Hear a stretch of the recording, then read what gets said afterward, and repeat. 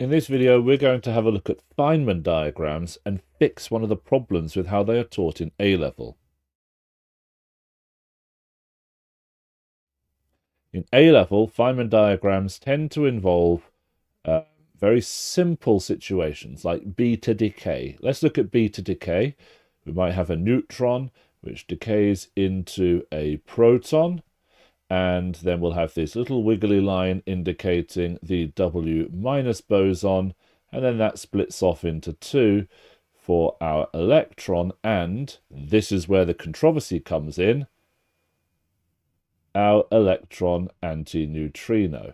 That's how they're drawn in A-level physics for beta decay. I'm just going to label this beta minus decay. But actually, this isn't how it really is at all. So this is A-level physics. The controversy, as I said, was this arrow here, not that one, this arrow here. That's actually not correct. It should be this way round. Now, the problem is that at A-level, students are taught that we have an axis of time going up like this. And therefore, we want to check our conservation rules. Everything along this line is an instant in time. Everything along this line is a different instant in time. Everything along this line is a different instant in time. And so if we look along each of those lines, we could say, well, what's the charge here? Well, it's just 0. What's the baryon number here? Well, it's 1. What's the lepton number here? That is 0. And that's electron-lepton number. Then we can do the same check here. What's the charge here? Well, it's 1 plus -1, so that's 0. What's the baryon number here? Well, it's 1 plus 0, so that's just 1. And what's the electron-lepton number here? Well, it's 0 plus 0. So we're checking the particle's properties there, and you can see what's going on. And then we can do the same thing for the top section here. What's the charge here? Well, that's just 1 plus -1 plus 0, which is 0. What's the baryon number here? Well, it's 1 plus 0 plus 0. That's just 1. And what's the electron-lepton number here? Well, it's 0, plus 1 for the electron plus -1 for the electron antineutrino is 0. And then straight away you can see charge is conserved, at every step.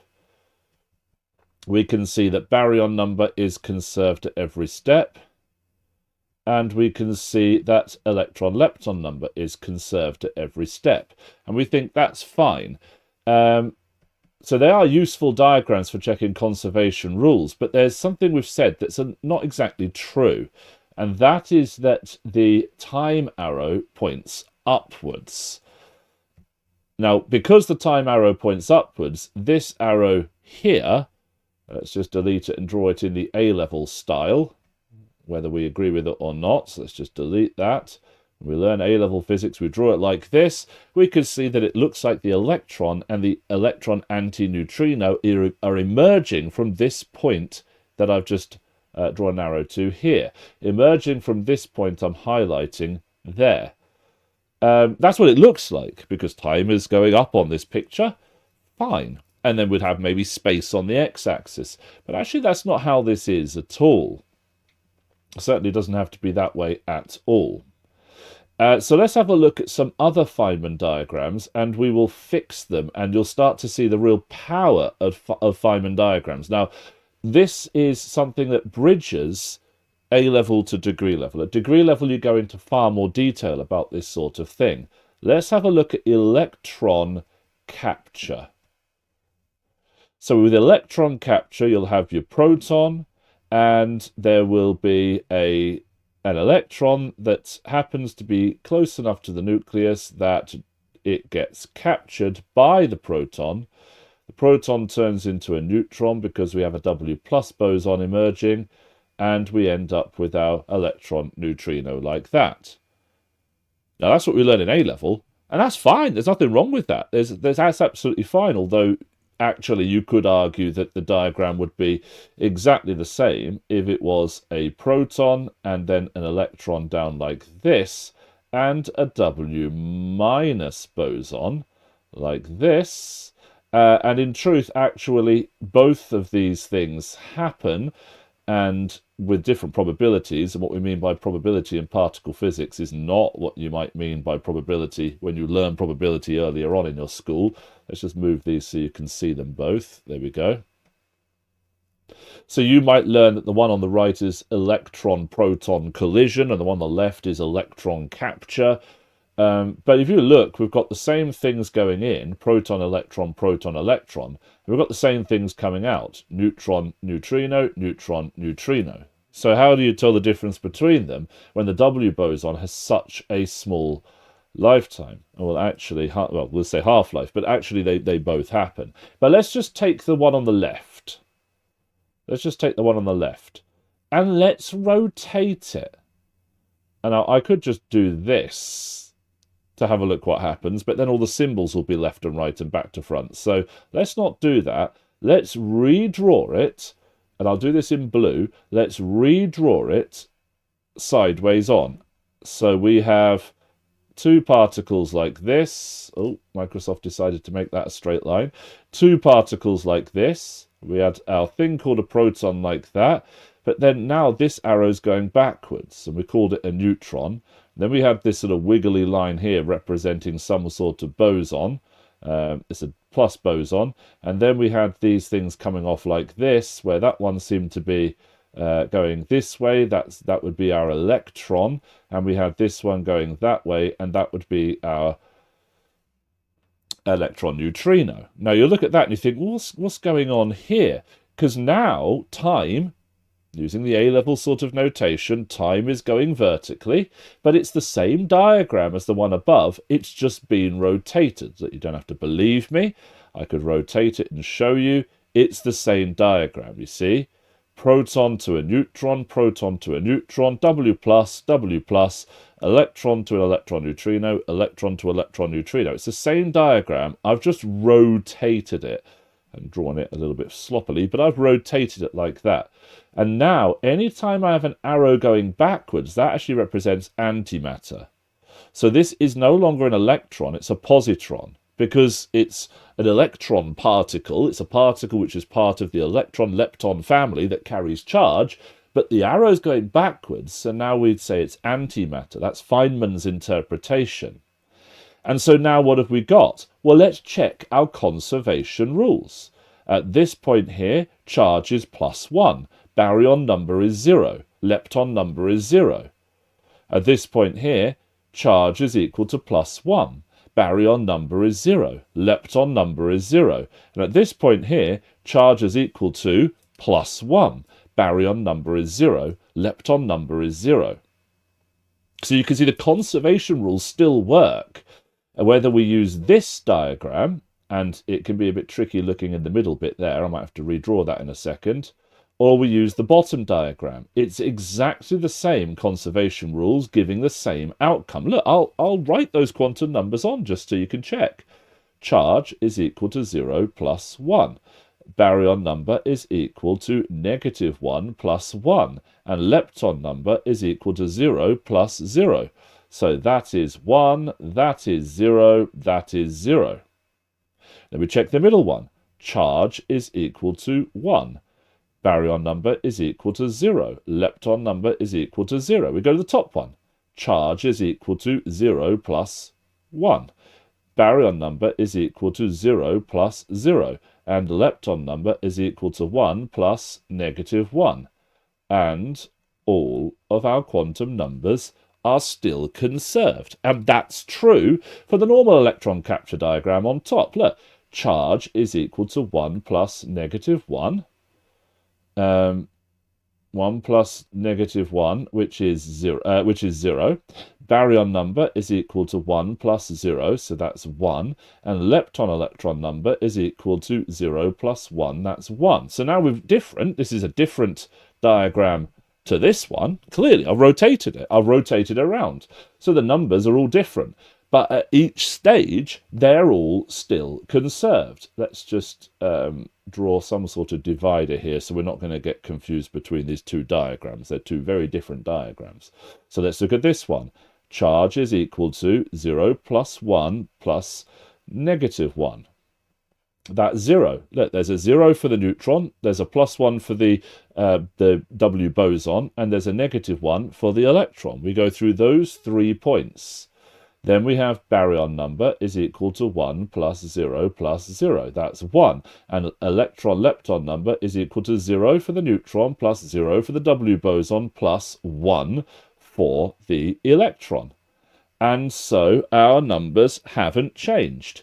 And we do the same thing for the top green line. Charge is equal to 0 plus 0, which is 0. Baryon number is equal to 1 plus 0, which is 1. And electron-lepton number is equal to 0 plus 1, which is 1. And so that is the same as that is the same as that. Electron-lepton number is being conserved. That is the same as that is the same as that. Baryon number has been conserved. And that is the same as that is the same as that. Charge has been conserved.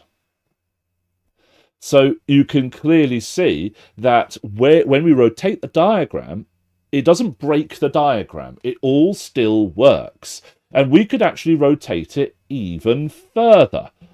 So right now, what I've got is the proton, the electron. I've rotated it 90 degrees anti-clockwise, and I've now got this diagram. Let's rotate it 90 degrees anti-clockwise again and have a look at what happens. So let's just draw a straight line there to separate our diagrams. We rotate it 90 degrees again. We've now got our W boson doing something funky in the middle. We've got our particle which is going to be going this way, and a particle which is going to be going this way. And on the other side, so the top now becomes the left, we've got a particle which is going this way and a particle which is going this way. And then we look at the nature of those, let's draw it better, then we look at what the nature of these particles are. So let's start from the top left. That's this particle is now here. That is an electron-lepton particle, but with charge, but it's now going backwards in time, so that's a positron. This one here is this one here. Remember, we're rotating anti-clockwise 90 degrees. Well, that's an electron-lepton with no charge. So that's an electron neutrino, but it's going backwards, so it's an electron antineutrino. And then we look over here. Well, this one here has become this one here. Remember, we've rotated 90 degrees anti-clockwise. So what was an antineutron, is still an antineutron. And this proton has now become an antiproton. Okay, fine. Let's check our conservation rules. And depending on whether this W boson is slightly tilted up or slightly tilted down, it will change whether it is a W plus or a W minus. And both would happen. It doesn't matter.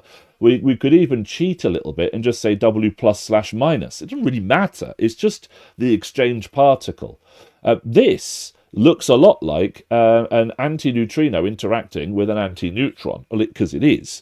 So we can have a look at the conservation rules, at this point here. I'm going to write this here. We've got charge is equal to 0 plus 0 is 0.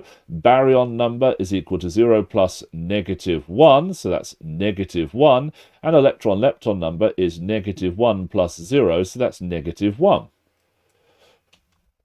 Well, we'll have a look what we've done. We've gone from this picture for electron capture, and we've now rotated it through 180 degrees. Bang, bang, like that. And what have we ended up getting? We've actually got the same quantum numbers, 0, 1, 1, but they're all reversed. We've gone bang, bang, we're now going backwards in time, and all the quantum numbers are reversed. This is a really powerful diagram. And if we look at this point here, we've got charge is equal to +1 plus -1, that's equal to 0. Baryon number is equal to 0 plus -1, so that's -1. And electron-lepton number is equal to -1 plus 0, that's -1. So we can see charge is conserved. We can see that baryon number is conserved. And we can see that electron-lepton number is conserved. We've not broken any rules. And it's not just rotating Feynman diagrams. I could do it another 90 degrees, but it's not just rotating them. We can reflect them as well. Let's take the diagram we've just drawn and let's reflect it about the y-axis. And if I reflect it about the y-axis, what am I going to get? So let's just leave that on the top so we can see what we're drawing. Let's use blue this time. We've got a vertex here and a vertex here. Let's draw our two vertices, one there, one there. We've got a line coming out, we've got a line coming out, line coming out, line coming out, wiggly line in between. Worry about that later. It's getting less and less neat the more I draw. Come on, let's make an effort. Dot, dot, wiggly line indicating the exchange particle. Particles going in and out, particles going in and out. Now we're reflecting this. So this particle up here becomes this particle here, and you can see it's going towards the vertex, so we draw it going towards the vertex. This particle here is this particle here. It's going away from the vertex, so we draw it going away from the vertex. This particle here is this particle here. It's going towards the vertex, so we draw it going towards the vertex and away from the vertex. And you'll notice that we always have particles going into and out of vertices, into and out of vertices, into and out of vertices. And that's why when we draw beta minus decay, here is a vertex, and we want particles going in like this and out like this. We want into and out of that vertex. That's important. So we're reflecting the diagram on top by 100, not 180 degrees, sorry, that's a rotation. We're reflecting it about the horizontal. And what do we have? We've got a charged particle from the from the electron-lepton family. Come on, let's get the words right. We have a charged particle from the electron-lepton family, and that just so happens to be going forwards in time. So we call that an electron. We have an uncharged particle from the electron-lepton family, and it's going forward in time, so that is an electron neutrino. We have a charged particle that happens to be a baryon with no strangeness. That's a proton. This is a neutron.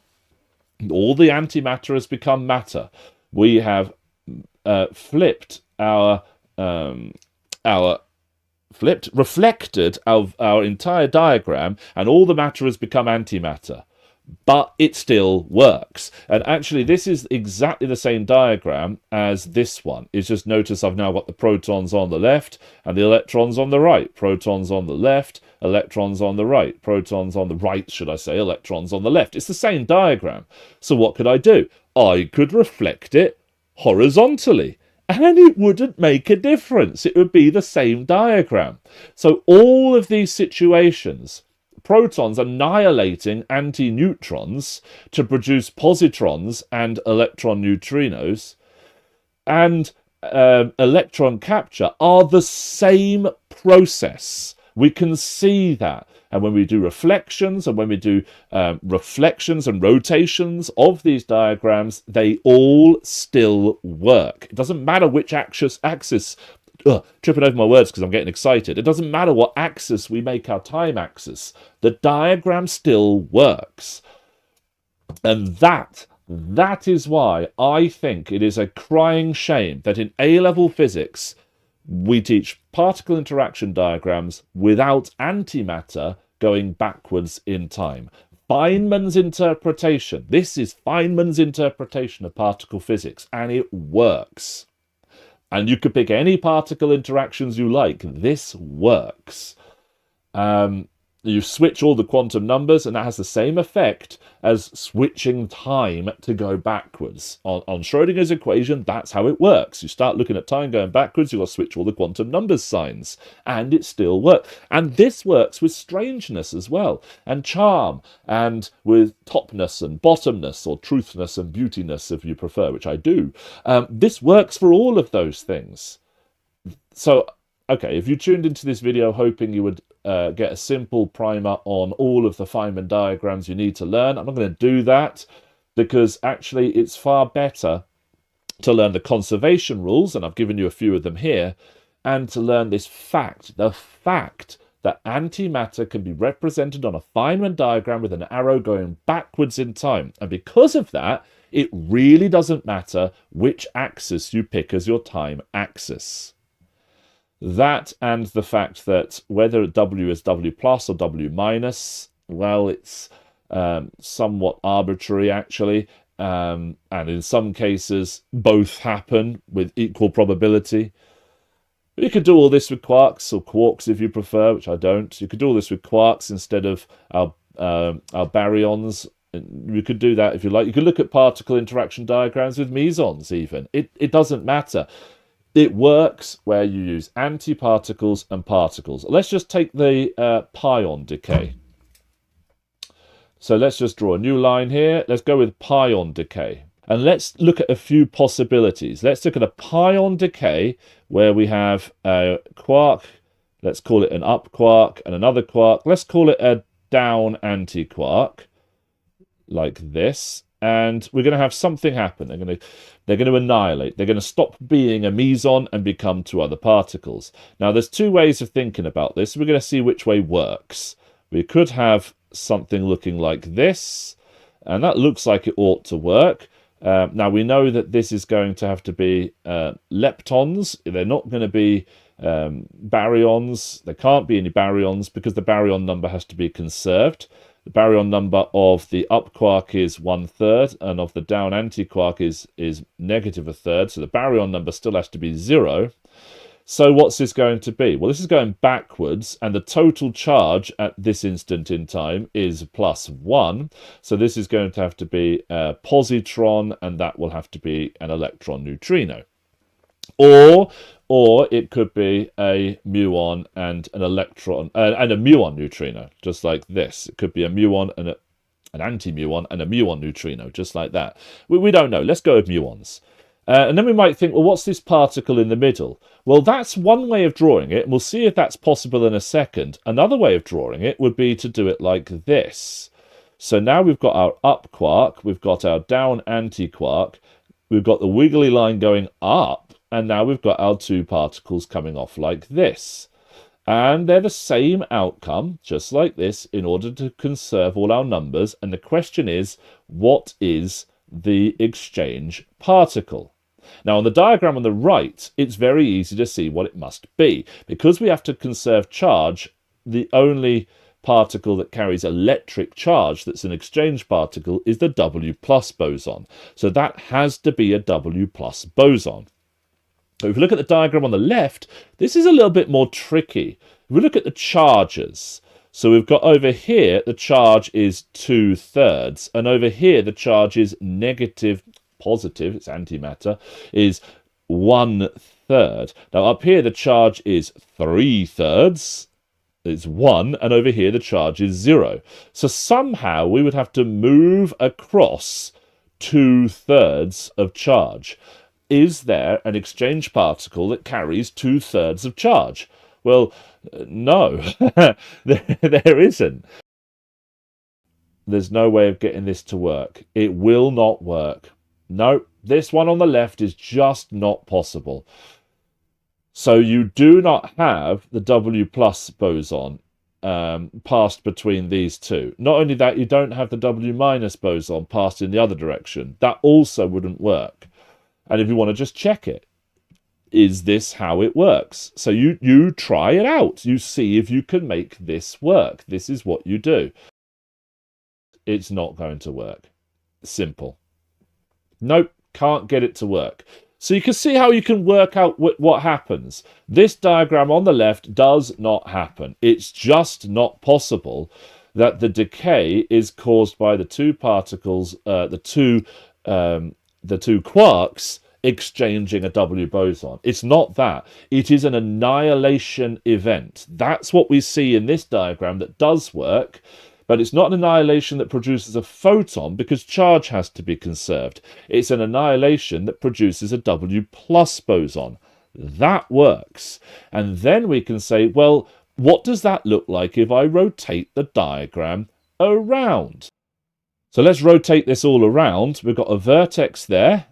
This is going to have our up quark, and then it's going to turn into something that is going in that direction, but has down quark-like properties, but it's not antimatter anymore, so that's going to be a down quark. And then we're going to have this point over here, and that's this one here. So it's just coming out of the vertex. So this is going in this direction like that. So that is going to be our muon antineutrino. This is going to be our muon, and then we've got our W boson. Look at that. It's the same diagram, isn't it? Now, we want to check whether charge is conserved. So let's just move one of this either up or down. Remember, you can't tell which happens. And let's do it like this. And we can check. So this is the collision of an up quark with a muon antineutrino. Charge is 2/3. That's what the charge is. That this is 2/3, that is 0, the charge is 2/3.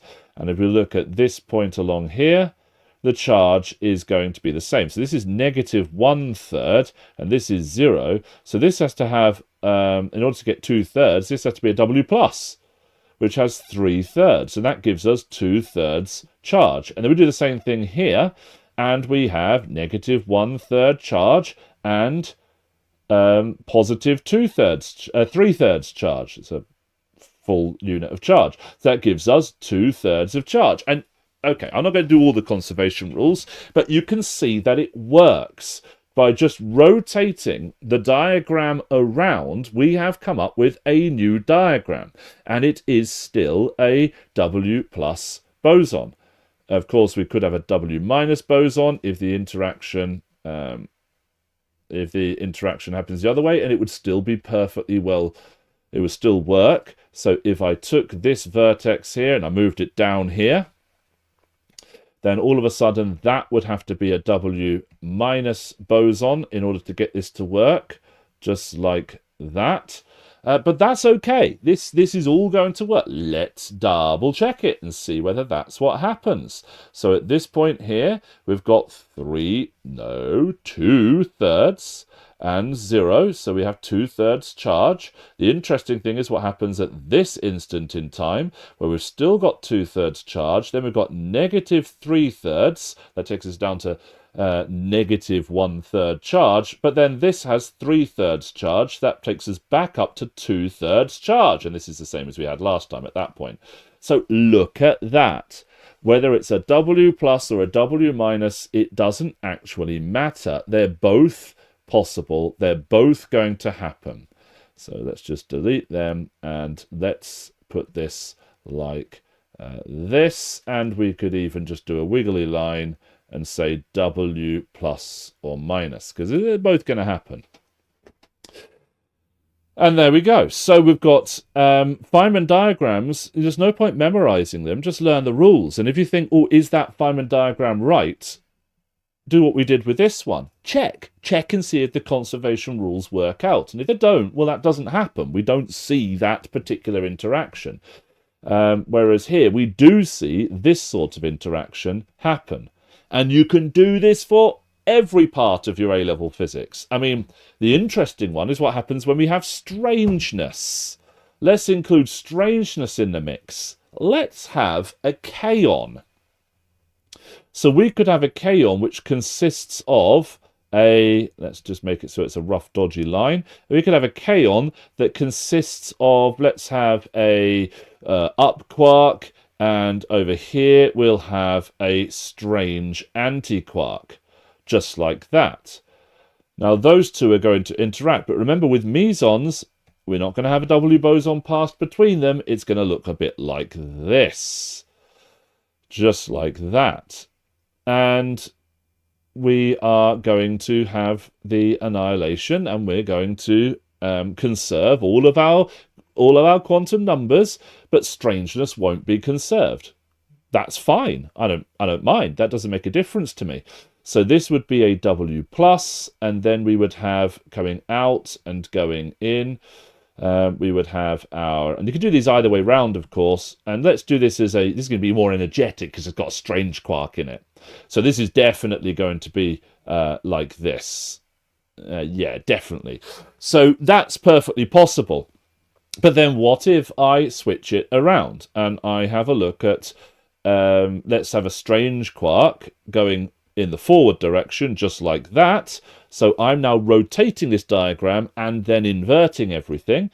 And this strange quark is going to turn into, well, it's an up quark, because this is the vertex I'm looking at. This vertex is this vertex. Vertex A is vertex A. They're the same vertex. We've got some other vertex over here, and we're going to have stuff going in, stuff going out. And this is stuff that is in the muon family. Just like that. And we have to think about conservation of charge. So this could be a mu plus. So that would have to be going backwards in time like this. Mu plus. And that would be a muon antineutrino. And we'd have some sort of W thing there. And that vertex B is this vertex B. You can see that, the same thing.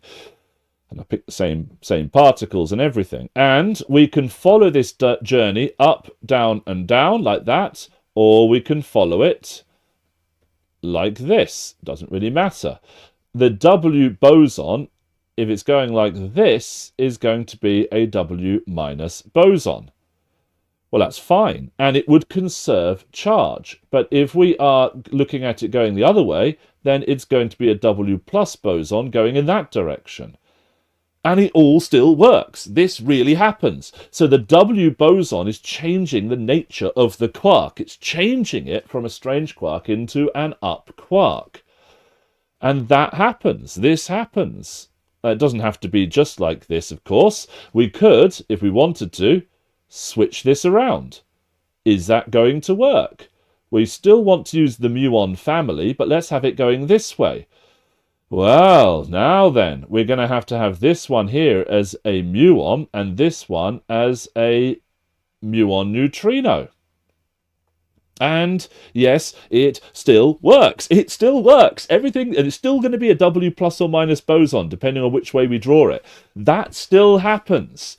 Whether I switch them and then have to change the signs or not. This is an interaction that happens. And if you wanted to draw this interaction, what would usually be drawn in A-level physics would be something like this. You would draw strange quark coming in, and then you draw your up quark coming out, then you'd do a wiggly line representing W minus, and then you would have two of these. This one would be your mu minus, that's your normal muon, and then in A-level physics, as an absolute tragedy, you would draw a forward arrow.